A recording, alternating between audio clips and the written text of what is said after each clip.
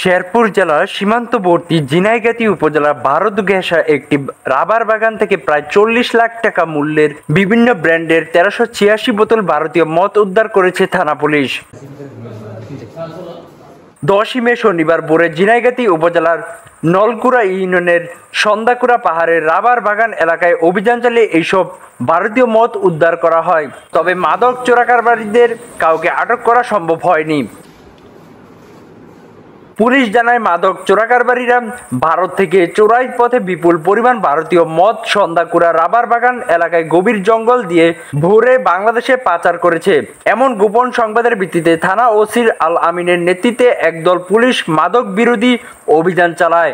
এই সময় মাদক পাচারকারীরা পুলিশের উপস্থিতি টের পেয়ে ১৩৮৬ বোতল বিভিন্ন ব্র্যান্ডের ভারতীয় মদ ফেলে পালিয়ে যায়।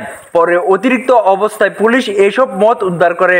উদ্ধারকৃত মদের আনুমানিক বাজার মূল্য প্রায় ৪০ লাখ টাকা বলে জানিয়েছে পুলিশ।